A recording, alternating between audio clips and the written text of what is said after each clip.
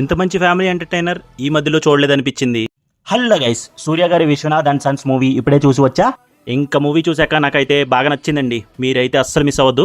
వెంకీ అతులూరు గారి మార్క్ అయితే క్లియర్గా తెలిసిందండి. మూవీ స్టార్టింగ్ నుండి ఒక ఇంట్రెస్టింగ్ పాయింట్తోనే వెళ్తుంది అండ్ ఫస్ట్ హాఫ్ మొత్తం ఫీల్ గుడ్ వైబ్స్తో నిండిపోయాయి. ఇంటర్వెల్లో ఒక ట్విస్ట్ అండ్ సెకండ్ హాఫ్లో కొంచెం డ్రాగ్డ్ ఫీలింగ్ అనిపించింది. బట్ క్లైమాక్స్లో వచ్చిన బ్యూటిఫుల్ మెసేజ్ అయితే బాగుందండి.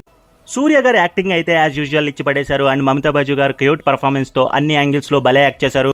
ఇంకా సూర్య గారికి మదర్ రోల్లో యాక్ట్ చేసిన రాధిక గారు పర్ఫెక్ట్గా యాక్ట్ అయ్యారు అండ్ చిన్న రోల్లో చేసిన నాజర్ గారు కూడా బాగా యాక్ట్ చేశారు. మూవీలో ఫీల్ గుడ్ వైబ్స్తో పాటు కామెడీ అండ్ ఎమోషనల్ సీన్స్ కూడా ఉన్నాయి. అది కూడా బాగా వర్కౌట్ అయింది.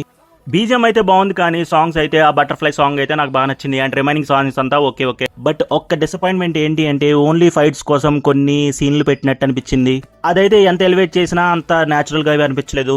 ఇంకా స్పాయిలర్ లేకుండా బేసిక్ స్టోరీ లైన్ ఏంటి అంటే బిలియనర్ అయిన సూర్య యాజ్ సంజయ్ ఒక సెన్సిటివ్ పాయింట్ వల్ల పెళ్లి అనే రిలేషన్షిప్కి దూరంగా ఉంటాడు.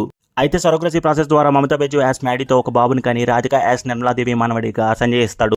అయితే ఆ బాబుకి ఒక ట్రాన్స్ప్లాంటేషన్ చేయాల్సి వస్తే మదర్ అయిన మ్యాడీ సంజయ్తో ఒక అగ్రిమెంట్ డీల్తో దగ్గర అవుతుంది. అండ్ ఆ తర్వాత నిర్మలాదేవికి జరిగిన ఆ బ్యాడ్ ఇన్సిడెంట్ ఏంటి అండ్ ఆవిడకి ఉన్న ఆ మెయిన్ పెద్ద కోరిక ఏంటి, సంజయ్ వాళ్ళ ఫ్యామిలీ చేయాల్సిన బాధ్యతలు ఏంటి, ఫైనల్గా కొంచెం లేట్ అయినా సంజయ్ ఆ బాధ్యతలు నెరవేర్చి ఫైనల్లీ సంజయ్ లైఫ్లో ఉన్న వెల్త్ కొంచెం లేట్ అయినా ఫుల్ఫిల్ చేసుకున్నాడా లేదా అని తెలియాలి అంటే మూవీ ఖచ్చితంగా చూసేయండి గాయస్.